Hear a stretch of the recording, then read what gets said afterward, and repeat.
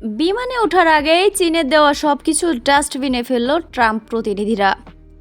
Beijing সফর শেষে মার্কিন প্রেসিডেন্ট ডোনাল্ড ট্রাম্পের প্রতিনিধি দল উড়োজাহাজে ওঠার আগে এক নজিরবিহীন ও নাটকীয় পরিস্থিতির সৃষ্টি হয়েছে।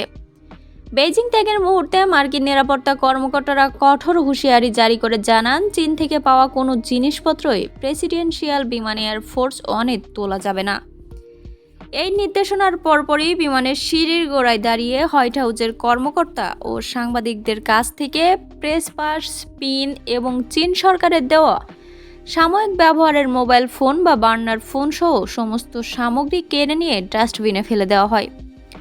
গত শুক্রবার 15 মে বেইজিং ছাড়ার সময় যুক্তরাষ্ট্রের কঠোর জাতীয় নিরাপত্তা প্রোটোকল বজায় রাখতে এই পদক্ষেপ নেওয়া হয়েছে বলে জানা গেছে। নিউ ইয়র্কের পোস্টের হোয়াইট হাউস প্রতিনিধি এমিলি গুডিন সামাজিক যোগাযোগ মাধ্যম এক্সে এই অবিশ্বাস্য দৃশ্যের বর্ণনা দিয়ে একটি পোস্ট করেছেন। তিনি উল্লেখ করেন, চীনা কর্মকর্তারা মার্কিন প্রতিনিধিদের যা কিছু দিয়েছিলেন তা সে সাধারণ পরিচয়পত্র, কর্মীদের ব্যবহারের জন্য দেওয়া বার্নার ফোন কিংবা বিশেষ পিন যাই হোক না কেন, তার সবকিছুই বিমানে ওঠার আগে সংগ্রহ করে সিঁড়ির নিচে রাখা একটি বড় ডাস্টবিনে ফেলে দেওয়া হয়েছে। হোয়াইট হাউসের প্রেস পুলও এই খবরের সত্যতা নিশ্চিত করে জানিয়েছেন, বেইজিংয়ের মাটিতে দেওয়া যে কোনো উপহার বা সামগ্রীর মাধ্যমে মার্কিন কর্মকর্তাদের ওপর নজরদারি বা ডিজিটাল গুপ্তচরবৃত্তি করা হতে পারে। এমন গভীর সন্দেহ থেকেই এই কঠোর ব্যবস্থা গ্রহণ করা হয়েছে। ক্যামেরার সামনে মার্কিন প্রেসিডেন্ট ডোনাল্ড ট্রাম্প, চীনের প্রেসিডেন্ট শি জিনপিংও অত্যন্ত আন্তরিক মেজাজে দেখা গেলেও পর্দার আড়ালে দুই দেশের নিরাপত্তা গণমাধ্যম দলগুলোর মধ্যকার সম্পর্ক ছিল চরম উত্তেজনাপূর্ণ। বেইজিংয়ের ঐতিহাসিক টেম্পল অফ হেভেনে দুই নেতার দ্বিপাক্ষিক বৈঠকের এক পর্যায়ে মার্কিন সাংবাদিকদের সঙ্গে থাকা সিক্রেট সার্ভিসের এক সশস্ত্র এজেন্টকে ভেতরে প্রবেশ করতে বাধা দেয় চীনা নিরাপত্তা কর্মীরা। তার সঙ্গে আগ্নেয়াস্ত্র থাকায় নিষেধাজ্ঞা দেওয়া হলেও মার্কিন প্রেসিডেন্টের নিরাপত্তা প্রোটোকল অনুযায়ী সিক্রেট সার্ভিস এজেন্টের অস্ত্র বহন করা একটি অত্যন্ত সাধারণ ও আন্তর্জাতিকভাবে স্বীকৃত নিয়ম। এই ঘটনাকে কেন্দ্র করে দুই দেশের নিরাপত্তা দলের মধ্যে তীব্র বাদানুবাদ ঘটে। সফর শেষে মার্কিন প্রতিনিধি দল যখন বিমানের উদ্দেশ্যে রওনা হচ্ছিল, তখনও দুই পক্ষের মধ্যে টানাপোড়েন চরম আকারে ধারণ করে।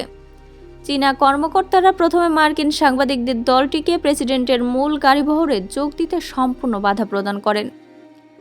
মার্কিন গণমাধ্যম দ্য হিল সেখানে উপস্থিত সাংবাদিকদের বরাত দিয়ে জানিয়েছে, সাংবাদিকদের সঙ্গে থাকা মার্কিন সহকারীরা শেষ পর্যন্ত চীনাদের তৈরি করা কঠোর নিরাপত্তা বলয় ও বাধা ভেদ করে সাংবাদিকদের জোরপূর্বক ভেতরে নিয়ে যান।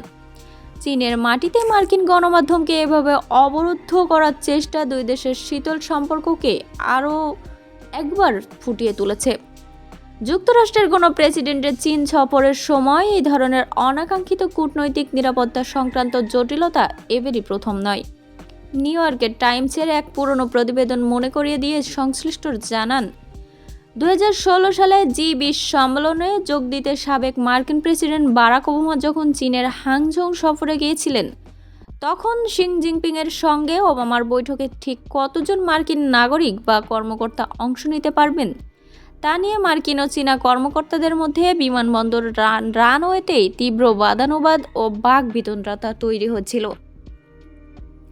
ফলে এবারে ট্রাম্পের সফরে চীনা সামগ্রী ডাস্টবিনে ফেলে দেওয়ার ঘটনাকে বেইজিংয়ের প্রতি ওয়াশিংটনের দীর্ঘদিনের পঞ্জীভূত অবিশ্বাসের একটি বহিঃপ্রকাশ হিসেবে দেখছেন রাজনৈতিক বিশ্লেষকরা।